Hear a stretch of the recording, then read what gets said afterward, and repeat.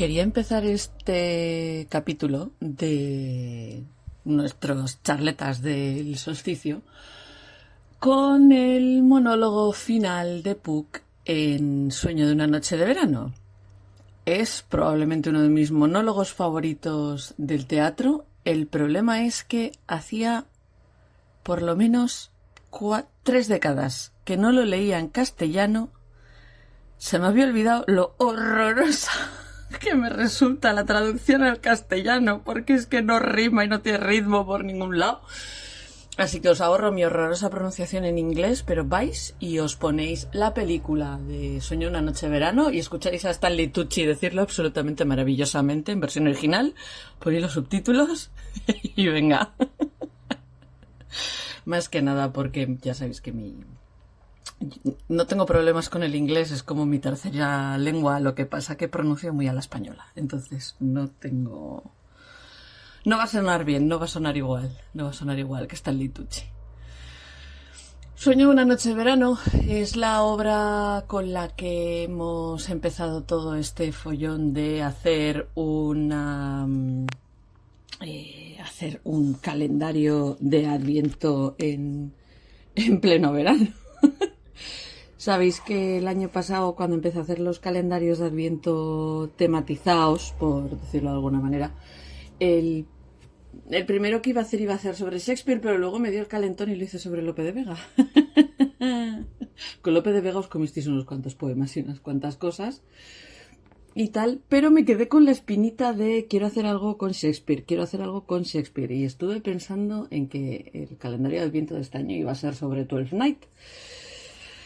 Pero al final, bueno, en fin, ya sabéis que funciona muchas veces por calentones, los ataques de inspiración, digámosle de una manera más correcta.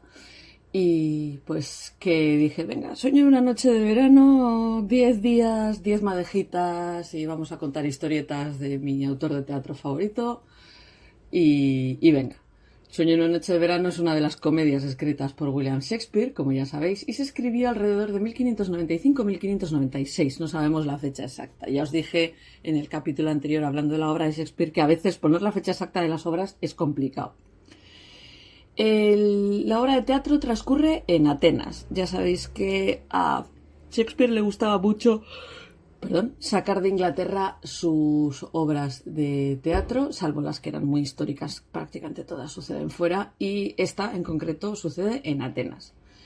Tiene varias subtramas que giran alrededor del matrimonio entre Teseo, duque de Atenas, e Hipólita, reina de las Amazonas y prometida de Teseo.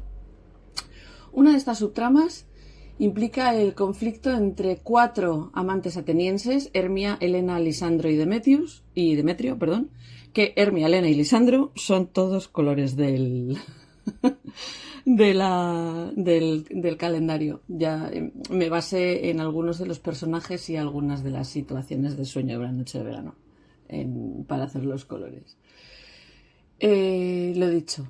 Una de las subtramas sigue a estos 4, otra sigue a un grupo de 6 actores amateur que están ensayando una obra de teatro, o sea, es teatro dentro del teatro, es metateatro, están ensayando una obra de teatro que quieren representar antes de la boda, y ambos grupos se encuentran en un bosque que está habitado por hadas que manipulan a los humanos y que ya de por sí ya tienen sus propias intrigas propias. O sea, es como si tuviéramos 3 tramas, 4 incluso, girando entre ellas. Ya os dije que a Shakespeare le gustaba mucho no llevar una sola trama, no explicar una sola trama, sino tener varias y que se cruzan y se juntan y se separan y demás. Esta es una de esas en las que tienes gente pululando por todas partes. Los personajes, los atenienses, pues eso, son Teseo e Hipólita, el duque de Atenas y la reina de las Amazonas, y luego están Hermia, Helena, Lisandro y Demetrius. Hermia está enamorada de Lisandro, Helena está enamorada de Demetrius, Lisandro está enamorado de Hermia y Demetrio es el prometido de Hermia, o por lo menos quiere ser el prometido de Hermia. Aquí todo Dios, con Hermia, la pobre Helena ahí perdida en medio. Por otro lado tenemos a Egeo, que es el padre de Hermia, y a Filóstrato, que es, digamos que, como el maestro de ceremonias de Teseo.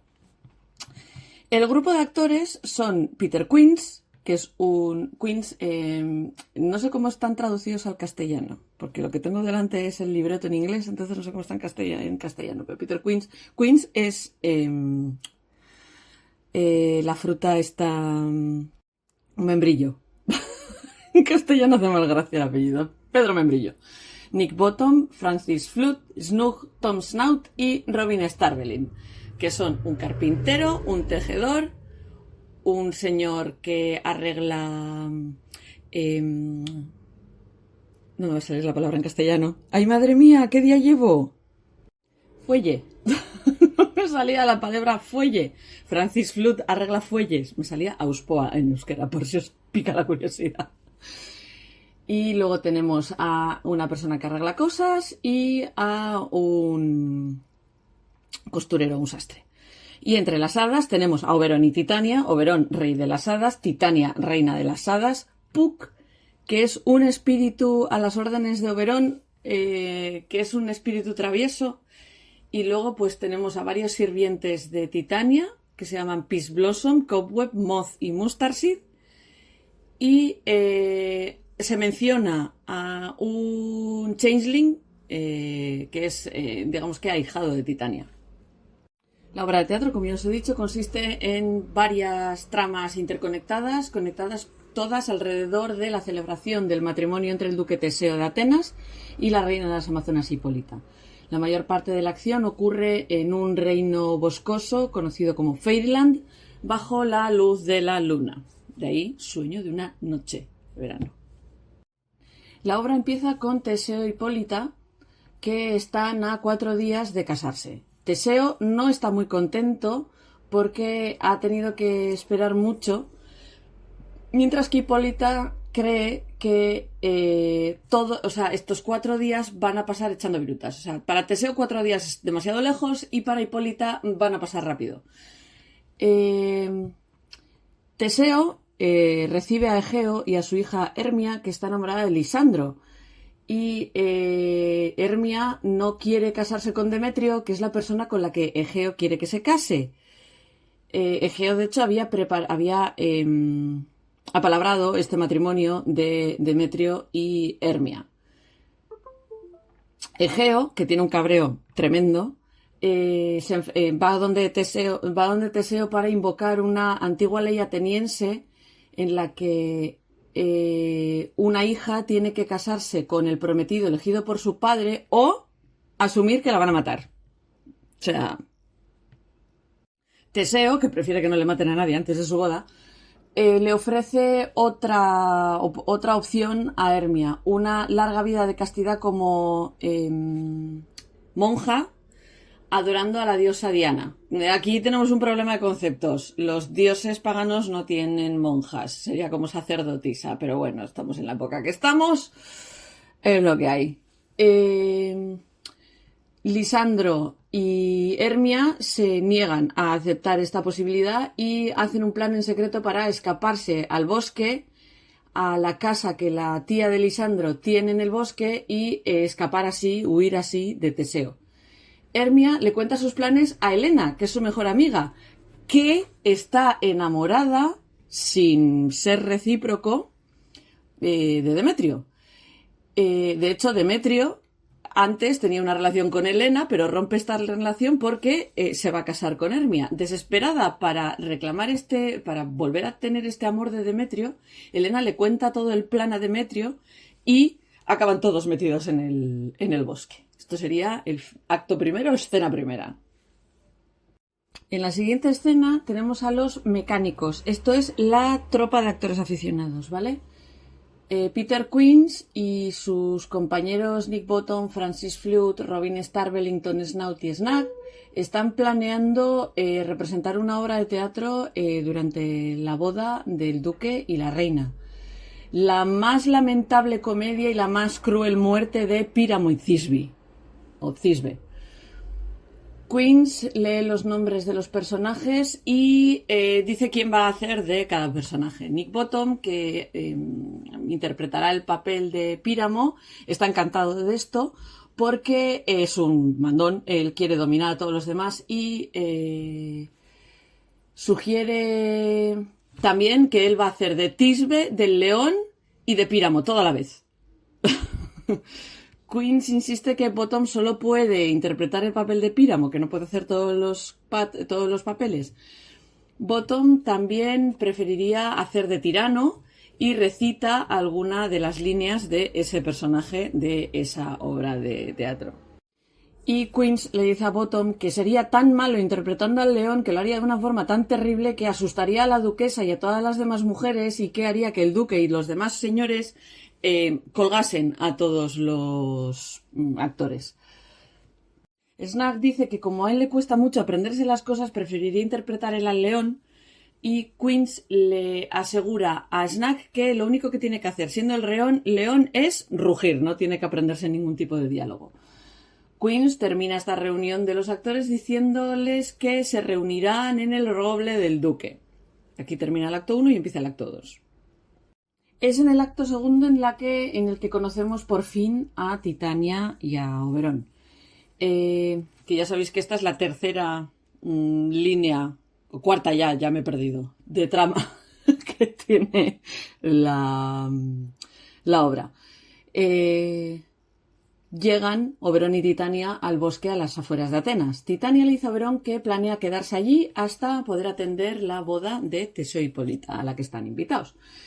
Oberón y Titania están peleados entre ellos porque Titania se niega a entregarle a un changeling. Un changeling es un niño humano cambiado en la cuna por un niño feérico. Entonces, las hadas tienen al niño humano y los humanos tienen al niño férico. Normalmente estos changeling, los niños feéricos eran porque eran muy enfermos y iban a morir, etcétera, etcétera, y las hadas secuestraban a un niño humano. Pues este niño humano, Oberón lo quiere para ser su caballero o mano derecha, por decirlo de alguna manera, pero Titania se niega a entregárselo porque la madre de este niño era una de las sirvientas de Titania o alguien que rendía adoración a Titania.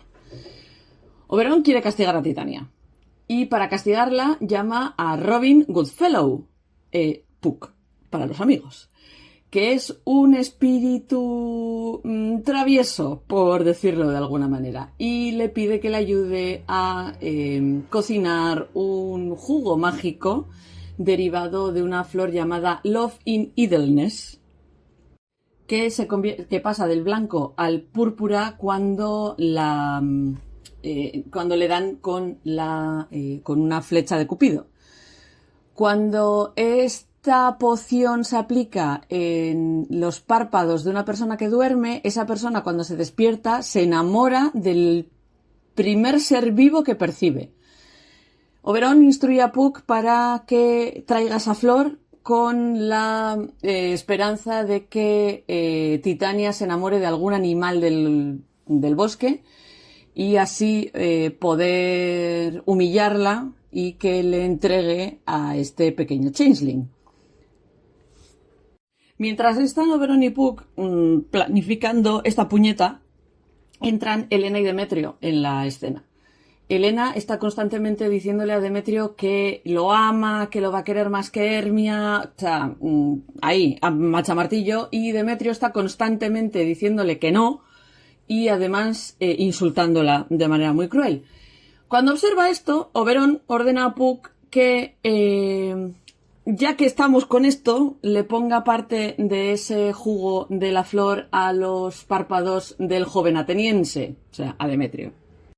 En la siguiente escena, cuando Titania se duerme, asistida por sus hadas, cuando éstas se marchan, Oberón se cuela donde ella está durmiendo y le pone el jugo de la flor en los ojos, saliendo, haciendo mutis por el foro, que me encanta esa frase, mutis por el foro, nunca mejor utilizada, después de hacerlo.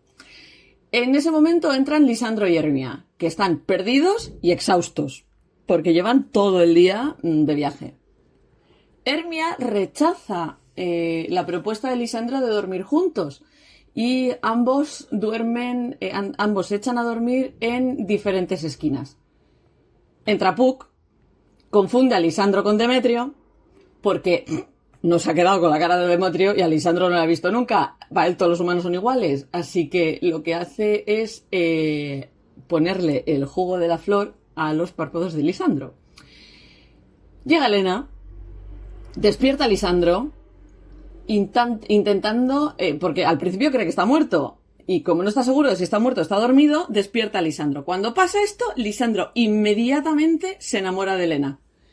Elena, creyendo que Lisandro le está tomando el pelo, sale corriendo y Lisandro sale detrás de ella. Cuando Hermia se despierta después de soñar que una serpiente se come su corazón, ve que Lisandro se ha ido y sale también hacia el bosque buscándole. Llegamos así al acto tercero. Por si no os habéis dado cuenta, os estoy contando toda la obra de teatro. Os la estoy resumiendo.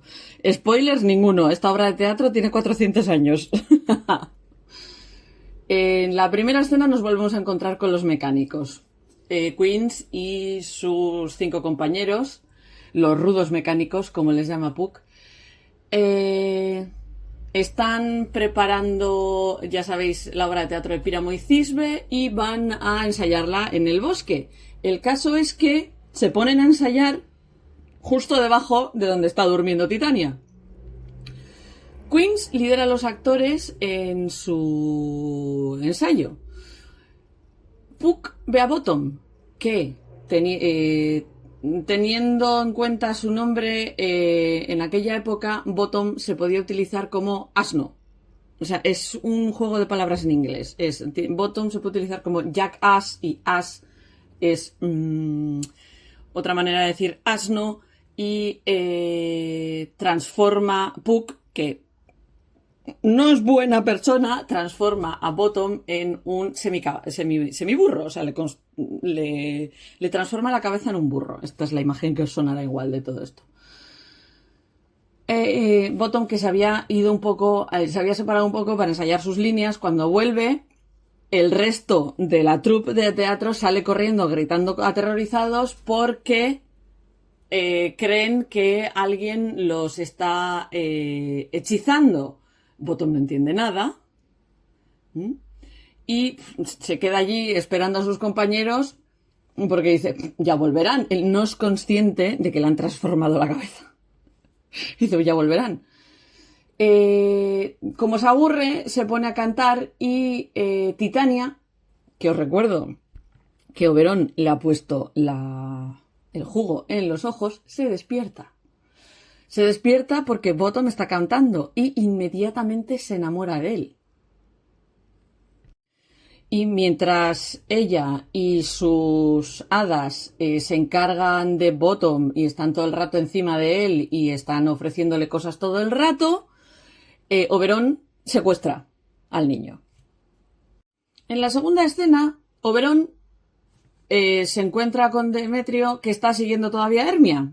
Cuando Demetrio se duerme, Oberón le echa la bronca a Puck por el fallo y lo manda a buscar a Elena, mientras él se encarga de encantar los ojos de Demetrio. Cuando se despierta, Demetrio ve a Elena, que está discutiendo con Lisandro, e instantáneamente se enamora de ella. Ahora, estando ambos hombres bajo el hechizo, los dos están enamorados de ella. Elena está convencida de que los dos le están tomando el pelo y que ninguna la amaba originalmente. Hermia se encuentra con ellos y le pregunta a Lisandro por qué la ha dejado sola.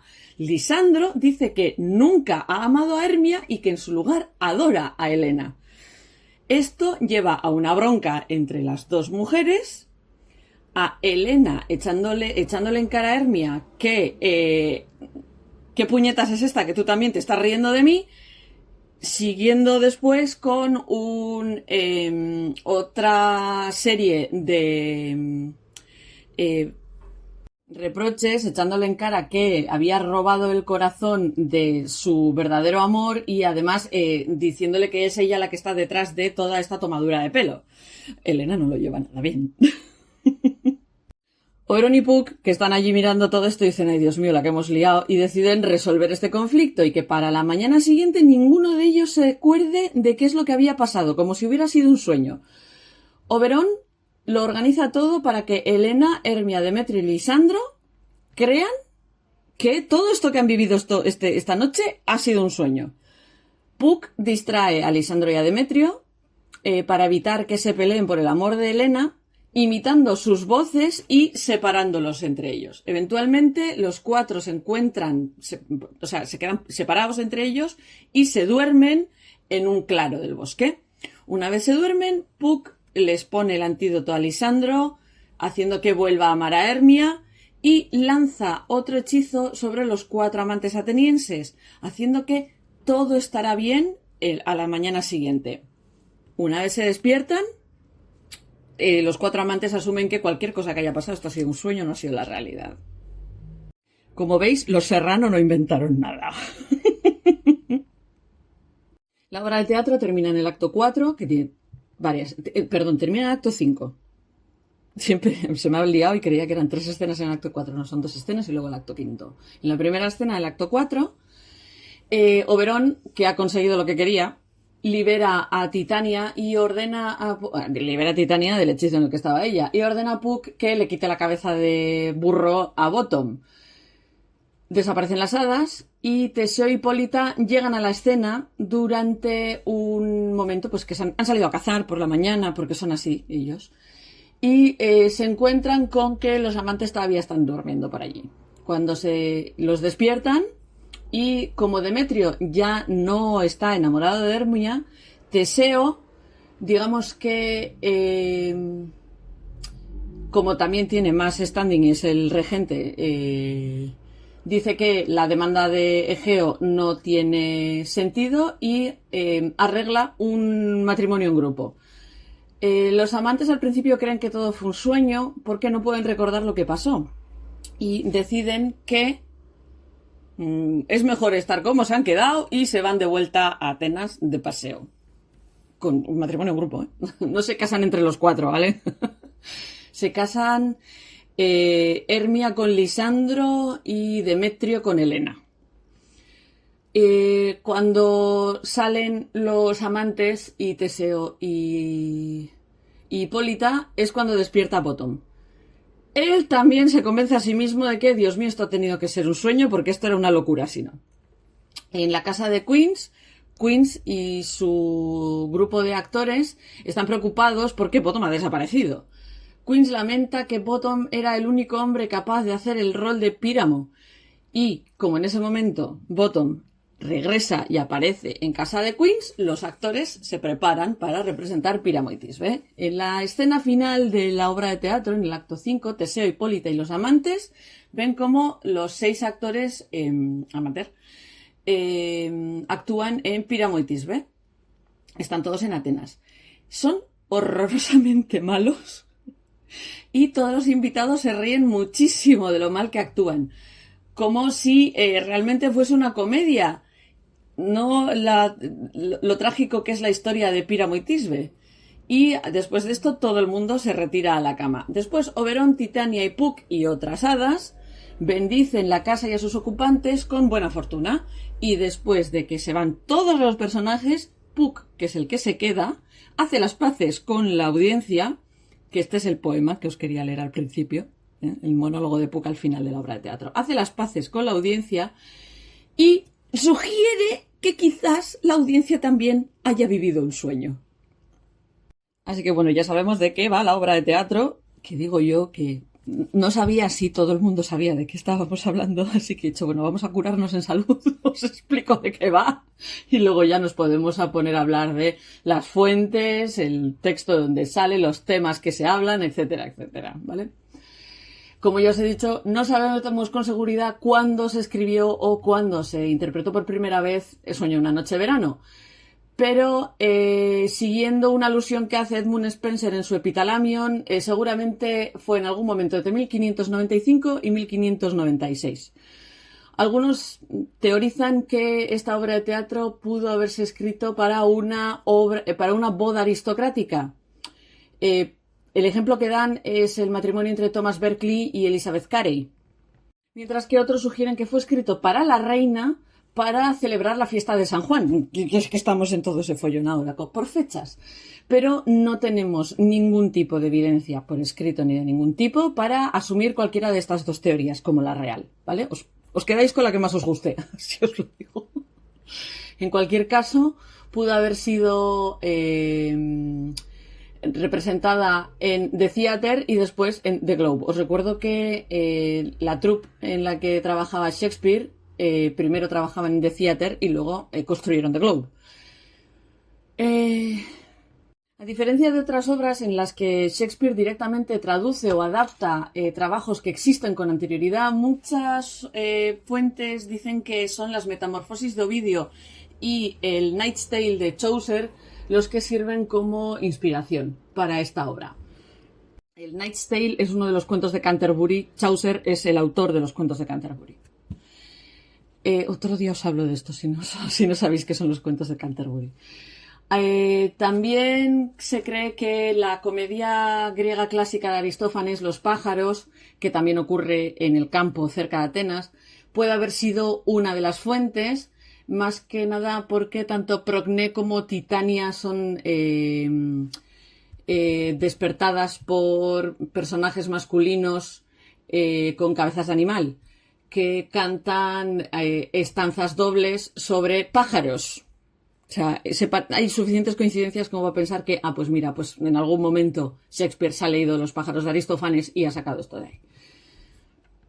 Parece ser que por las fechas, el periodo en el que estuvo escribiendo esto, entre 1594 y 1596, puede significar que para entonces ya había completado Romeo y Julieta y todavía estaba empezando a escribir El mercader de Valencia. Así que esta obra pertenece al primer periodo de escritura de Shakespeare. Pues si os acordáis de lo último que estuvimos hablando, un momento en el que Shakespeare prestaba más atención a la lírica de sus obras que a otra cosa. Como ya sabéis, datar y aceptar cuál es el texto real de las obras de Shakespeare tiene su aquel. Entonces, esta obra entró por primera vez en el registro de la Stationers' Company el 8 de octubre de 1600. Y lo registró un vendedor de libros llamado Thomas Fisher, que publicó la primera edición en cuarto de un poco más tarde, en ese año. El segundo cuarto, o sea, la segunda vez que se imprime es en 1619 y lo hace William Jaggard, que es conocido como el falso folio. Y la obra de teatro aparece impresa no por primera vez, pero sí impresa bien en el First Folio de 1623. Como recuerdo, el First Folio es lo que se considera la obra y el texto canónico de las obras de Shakespeare. Una investigación de 2017 de Sukanta Choduri parece ser que encontró la mención a esta obra de teatro en otra obra escrita de Francis Meres, Paladistamia, que parece ser que apunta efectivamente a que la primera vez que se representó la obra fue en 1595 o 1596, probablemente para la boda de Wedding Stanley, sexto Earl de Derby, con Elizabeth de Vere, o la boda de Thomas Berkeley, hijo de Henry Lord Berkeley, con Elizabeth Carey, que yo os he dicho antes. También sabemos que esto se escribió en época isabelina porque Oberón en un momento dado le hace la pelota a la reina Elizabeth, así mal, digamos que hace un halago a la reina Elizabeth. Y Titania hace una descripción de campos inundados y cosechas fallidas que ocurrió en Inglaterra entre los años 1597 y 1594 y 1597. O sea, Shakespeare muchas veces en sus obras deja caer cosas que han pasado en la vida real, entonces muchas veces la gente escarba en sus obras para intentar encontrar este tipo de referencias temporales. Y el primer registro de representación de la obra, que sabemos que no es la primera vez que se representa, pero es la primera vez que se registra, es el 1 de enero de 1604 en la corte de Hampton Court como preludio a otra obra de teatro. En cuanto a los temas que trata la obra, tenemos varios. Por una parte tenemos la dicha de los amantes, que antes de la creación de la celebración cristiana del Día de San Juan, el solsticio de verano solía estar marcado por la Adonia, un festival que lloraba la muerte de Adonis, que era el amante mortal de la diosa Afrodita. Según las metamorfosis de Ovidio, Afrodita tomó bajo su cuidado al huérfano Adonis y lo llevó al Hades, al inframundo, para que fuera Perséfone quien lo criase. Creció hasta convertirse en un hombre guapísimo y cuando Afrodita volvió para recogerlo, Perséfone no quería dejarlo ir. Zeus calma la disputa entre ambas diosas, dejando que Adonis viva un tercio del año con Perséfone, un tercio del año con Afrodita y el resto del año, el otro tercio, donde él decida vivir. Adonis decide pasar 2/3 del año con su amante Afrodita. Muere desangrado en brazos de Afrodita después de ser atacado por un jabalí. Y hay varias historias en la mitología que atribuyen el color de ciertas flores a estar teñidas por la sangre de Adonis o las lágrimas de Afrodita. La historia de Venus Adonis es algo que era muy conocido en la época isabelina y inspiró muchísimos trabajos, incluyendo el propio poema narrativo ultra popular de Shakespeare, Venus y Adonis, que escribió mientras los teatros de Londres estaban cerrados por culpa de la plaga y que se publicó en 1593. El matrimonio de Teseo y Hipólita, los amantes descarriados que andan dando vueltas por el bosque, Titania y Bottom, incluso la troupe de actores son modelos de diferentes aspectos y formas de amor. Otro de los temas que se sugieren como temas que trata esta obra son los carnavales, por decirlo, no carnaval como nosotros nos lo tomamos, sino carnaval a la antigua, ¿vale? Hay unos historiadores de Yale, Harold Bloom y David Wiles, que apoyan el hecho de que esta obra de teatro está escrita bajo temas carnavalescos de las bacanalias y las saturnalias, que las bacanalias y las saturnalias eran fiestas de desenfreno total. Proponen que originalmente la obra fue un carnaval aristócrata, que está escrita para una boda y que es parte de la estructura festiva de una noche de bodas. La gente que lo viera en el teatro público en los meses después, digamos que se convertían en participantes vicarios de un festival aristocrático en el que físicamente no podían participar. Y que lo que representa esta obra de teatro es una celebración específica de la clase alta. Y lo hacen explicando que está hecha específicamente para la boda Cary Berkeley, de la que os he hablado antes, porque la fecha de esta boda estaba hecha para coincidir con una conjunción de Venus con la luna nueva, que era altamente propicia para concebir un heredero. Además de la felicidad de los amantes, también podemos argumentar que habla también del lado oscuro del amor. Las hadas en esta obra se ríen del amor, haciendo confundirse a amantes, a gente que se quiere desde siempre, aplicando pociones de amor a la reina Titania y forzándola a enamorarse de un asno. En el bosque, ambas parejas son acosadas por los problemas. Hermia y Lisandro, cuando se encuentran con Puck, sí que hay cierto, digamos que sí que hay cierta comedia a la hora de confundir a los cuatro amantes y demás, pero si te paras a mirar de cerca, no es una comedia buena, es una comedia a costa de la desgracia de otros. Porque aunque tenemos a Hipólita y a Teseo enamorados y felizmente casados, tenemos a Helena y Demetrio que no saben lo que pasó en el bosque y no saben que están engañados. Luego tenemos el problema del tiempo. Al principio de la obra, Shakespeare dice que faltan 4 días para la boda, pero luego todo transcurre en una noche.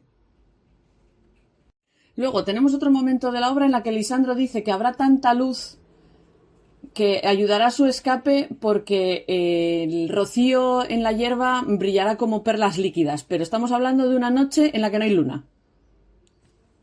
Los actores también dicen que van a ensayar bajo la luz de la luna, pero es una noche que no hay luna.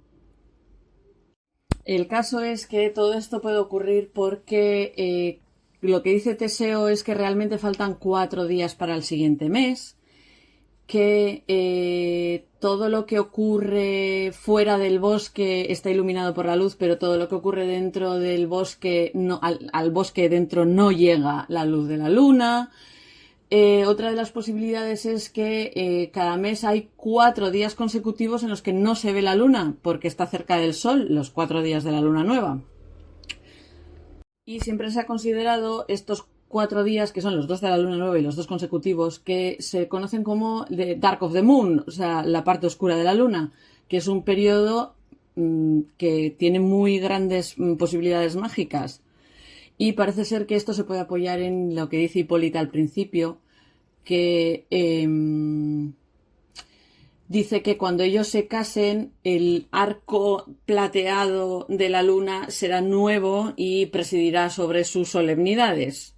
Luego, además, algunas de las referencias que hacen no corresponden a la víspera del solsticio de verano, sino al día de mayo, al May Day, que es el 1 de mayo. Y las festividades son diferentes. Entonces, pues no sabemos si es que estamos hablando de Shakespeare liándola a posta para que parezca un sueño realmente, o pues directamente confusión, que ni el propio Shakespeare estaba seguro de lo que estaba haciendo. Otro de los grandes temas de la obra es la desaparición de la identidad individual.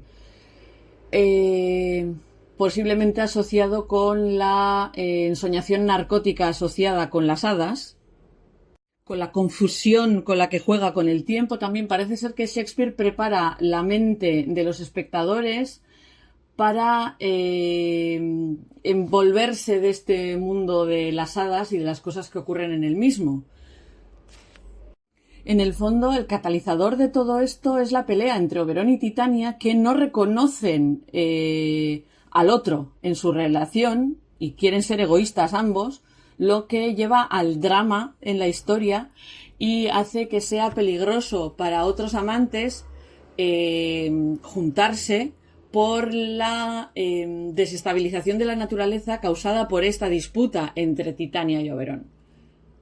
Luego, además, tenemos a Puck, que es incapaz de diferenciar, identificar y distinguir a los humanos entre sí y que hace que se líe la que se lía entre los amantes humanos, echándole las gotas a Lisandro en vez de a Demetrio. Además, Sueño una noche de verano es otra de esas obras de Shakespeare en la que hay sospechas sobre la sexualidad ambigua. Otro de los temas que trata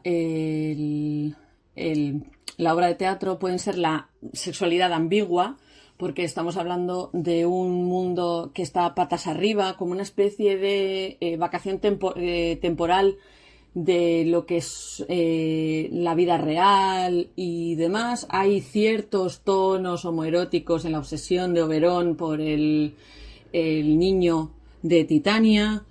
Digamos que a veces se hacen chistes al respecto, hay algún que otro rasgo de lesbianismo y de heterosexualidad compulsoria, etcétera, etcétera, pero no podemos hablar de que sea una obra gay. O sea, en otras obras es mucho más explícito, en esta no tanto. Y también tenemos un fuertísimo componente de roles de género.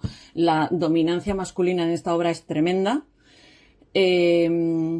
Lisandro y Hermia escapan al bosque para no caer bajo la ley de 2 hombres, Teseo y Egeo.